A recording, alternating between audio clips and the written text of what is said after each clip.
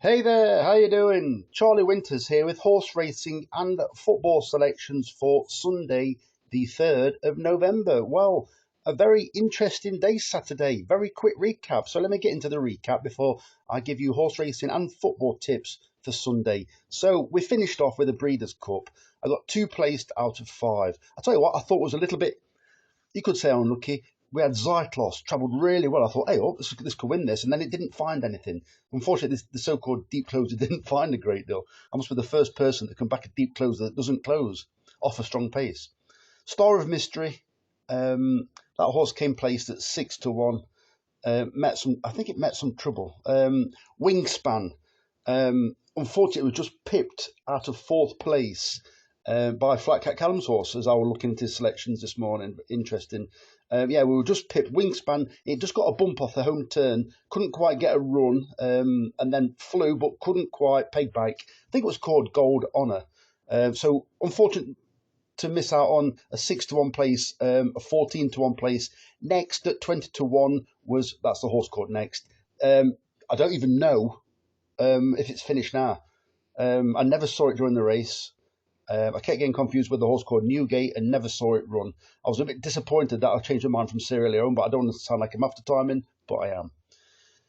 The nap of the night for me was Beautiful Love, like I said to you. It was 25-1, I think, when I tipped it. I think that came placed. It came either third or fourth. Ran a cracking race. I thought, if I'm being honest, I don't want to blow my own trumpet. I thought the form absolutely stood out a mile, and the potential race tactics stood out a mile. I didn't expect it to be further back and come with a late run, but it was always pretty much in second and always in the placings.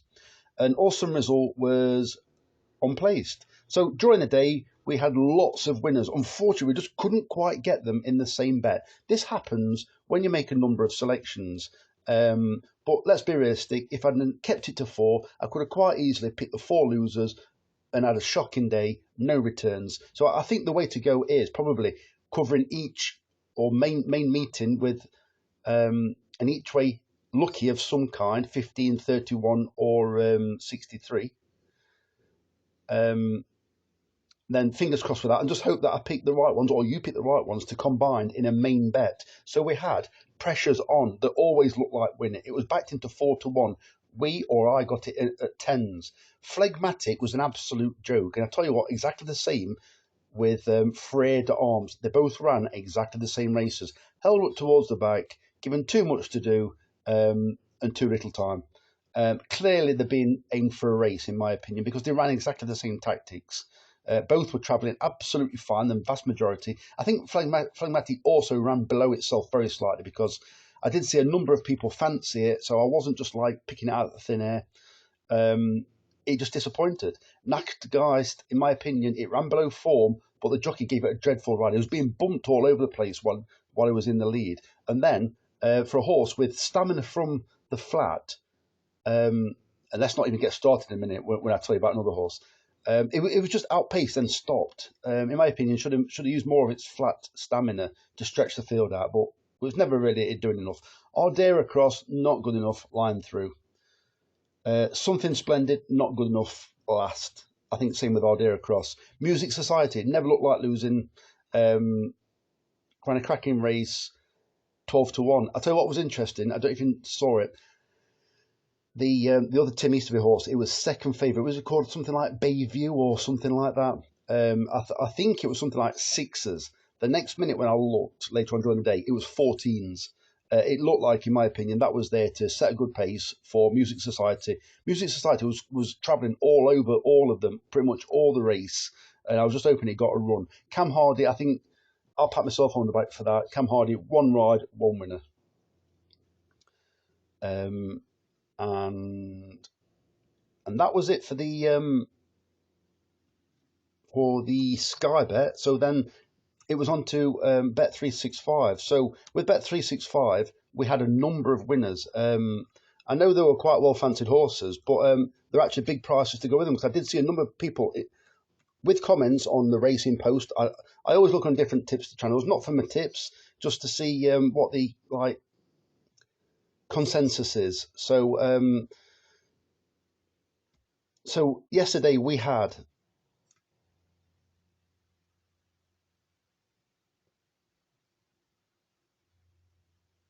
Our champ, we got it 18-1. Sorry, I was just looking. Oakley's Way, don't even get me started on that one. I went with it because it had got form and it looked progressive, although it fell last time.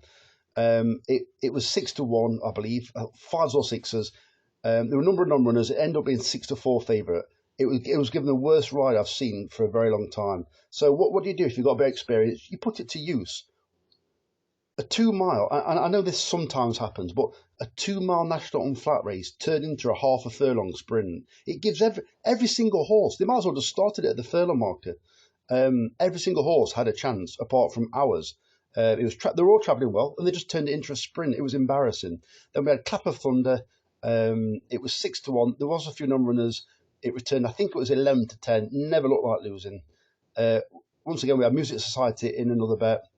We had Encourageable that ran all four. Liberatus non-runner. Pressures On won at 10-1. Rock on Jet ran a cracking race, exactly how I thought it would have done. But then it came placed at 6-1, and Halfway House Lad came placed. 54 returned on one of them, £10 returned on another, and I think it was 50 something returned on the other one. So let me get into, I apologise, let me get into Sunday selections. So I'm going to go as quick as I can now because I've kept you long enough. It could have been ridiculous yesterday, the returns, but it was a winning day, but not by a great deal. So I want to skip this bit. So basically, it's 25 pence each way singles, and I've taken the prices. And then I shall let you know in a second what I've done in the Lucky 15, because I've actually forgot already. So it's a 10 pence each way Lucky 15 and 25 pence each way singles. So the first selection is Shadow Chaser at 28-1 in the 118 at Carlisle. So this horse, I'm not confident of this selection. I think it's got a chance. The Coltards regularly pop up at very big prices with some of their horses. This horse actually beat Rock on Jet in a point-to-point a bit back. Not ages ago, but a bit back. Rock on Jet was the horse that ran, I think it was first for us in the novice hurdle at Ayr yesterday, where it made the run and it just tied towards the end. Shadow Chaser beat it by 20 lengths in a point-to-point that day. It didn't win the race. It was like something like third and sixth it came. So it then ran an absolute cracker on the National Flat in Ireland, this horse did. And then it was bought by, is it John Fife? Is it Yukon Glen colour? I don't think it is. It's the purple and black colours. You'll know it when you see it. Jim Goldie trains a lot of his horses. So this horse, it ran over 2 miles at Hexham, and Rock on Jet beat it. I think 2 miles at Hexham over hurdles. This horse absolutely hated that. Everything happened too quick. It's a roller coaster, and it weakened up the hill. Sometimes when horses packed with stamina run over shorter distances, they do weaken and look like non-stayers, but they're not. What they're trying to do is they're trying to travel at a pace that is far too quick for them and just come to a stop. That's what happens. So I think this horse, it stepped up half a mile on a much stiffer track. So it's got conditions much more to suit. However, it's a tricky race because there could be some nice prospects because the prize money is worth winning. It's about 7 or 8 grand. But the same reason why I've gone for this one, partly, is the same reason yesterday for Rock on Jet. There's a lot of horses that haven't run over hurdles. This one has, but it's ran disappointing. But I think there's better to come. 28-1 is wrong. I don't know if you want what you want to do. If you want to back it single and see if there's extra places available on the each way extra with Bet365, you might still get something like 14s paying first 4 or 7-1 paying first 5, something like that. So yeah, that's the selection. The second selection is Four of a Kind at 7-1 in the 18 minutes past 2 race at Carlisle. This horse is in form. I've always got a big tick in the box for horses that are fit, as in like match fit, race course fit. So this horse is running well. I think it came out of the Ian Jordan stable. I think it's trained by Lizzie Quinlan and ridden by Sean Quinlan. Not a fan of Sean Quinlan. He always seems to ride like Jamie Spencer and Conor Farrell at times, as though they're educating the horse all the time. Even if it's a 13-year-old chaser, it seems like he's educating the horse all the time. So hopefully he does well, because I think it's his for his misses, and there'll be a bit of a slap on the wrist if you don't get some prize money, because it's tasty prize money. But this horse is in, I think you could say, the form of its life. The problem is it's won its last 2, and it's been punished for it by the handicapper. But I believe with fitness on its side, when push comes to shove, this one should still be staying on, where some of the others will have cried, especially at Carlisle, where it's a track where you can falter on the running off. Or when they turn up the hill with, is it two? Or, I think it's with two to jump. It can be very tough going. Third selection is Wasdale Dundalk at 13-2 in the 3:23 at Carlisle, paying 4 places instead of 3. So this selection, I'm going for a Lisa Harrison double. Has it ever happened before? So this trainer, this horse is running well. I like the look of it, and I think it's got a cracking chance. I do believe this horse came second in this race last year. So there's a reason why she's bringing it again. She's a small stable, and I'm pretty sure that with it coming second last year, it'll be its target again this year. Decent prize money at stake, and it's not coming here for the laugh, or for a laugh, or just for the sake of it. So this is the most interesting horse out of all 4 of them. It's Malangan at 25-1 in the 3:58 at Carlisle, paying 4 places instead of 3. I think this horse will shorten. I do think the first and last horses could shorten because there's potential there. Well, Malangan has been running over further, and even at Carlisle, I told you what I did at Carlisle 2 runs ago. Even in the commentary, you can look for yourself on the Racing Post commentary. It says led went clear, and it says went 40 lengths clear. So obviously it went off too fast. This horse must be fit after going 40 lengths clear. It only weakened at the last. So I think with it running over further, if it does stride out again, but is ridden with a fraction more restraint, this horse could hang on for a place, and it's the outside of the lot. This horse should not be the outside of the lot. I think this horse should be 12s or 14s. So anybody who likes to bet on Betfair, maybe you want to put a couple of quid on it at a big price and hope that it shortens, and then lay it back, and then you decide exactly whether you want to lay it back for a profit or a split profit, or if it's just green on this horse winning. But don't forget, it's a win market only with Betfair. So let me get into. Hang on, there's a football bet. So it's a £10.50 stake in total for the day, and that's because of this. So it's a £3.50 treble and a £2. Sorry, it's a £3.50 over 2.5 goal treble and a £2 over 3.5 goal treble. So the matches are as follows: Tottenham versus Aston Villa, Curzon Ashton versus Mansfield. That's another 2 o'clock kickoff. I thought those were a bit later. And the other kickoff is Manchester United versus Chelsea. So it's not. It's £3 over 2.5 goals treble and £2 over 3.5 goals treble. If we get the over 2.5 goals treble, and to be fair, that's a bit of an ask at the moment because I think I've got 1 bet up so far this season, and it's been absolutely ridiculous. We just wanted 1 more goal yesterday when we never even looked like having a shout. The other night we had lots of early goals, and then we just couldn't quite get another goal after 25 minutes. It's like ridiculous. So I think it'll come at some point. It always happens. You'll always seem to get a win at some point during the year. So if we get the over 2.5 goal bet up to the stakes I've given, it means if nothing else happens for the day, we lose 21 pence. So therefore we get £10.29 back. So I fully expect some of the horses to come placed. Maybe not all of them, but hopefully all of them. So I've wrapped it on for ages now. So for those of you tuning out now, there's red car races on Tuesday the 5th. Remember. Why do we remember it? Because it's the US election. Oh, Charlie, don't start talking about elections. Don't start talking politics. Let me just tell you something now, in my opinion.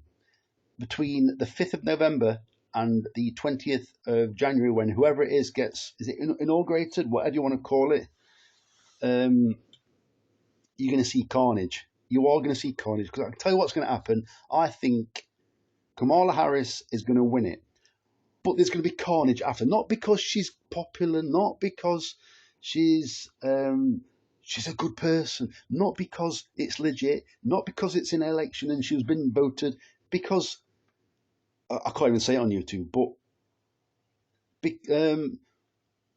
because it's a pantomime. So, Charlie, don't give it your energy. Well, it's got my ridiculous energy, as in like I can't help but watch it all with a smile on my face. It's absolute pantomime. So what I have done is I've actually had a fiver on Kamala Harris. I think she was at the time.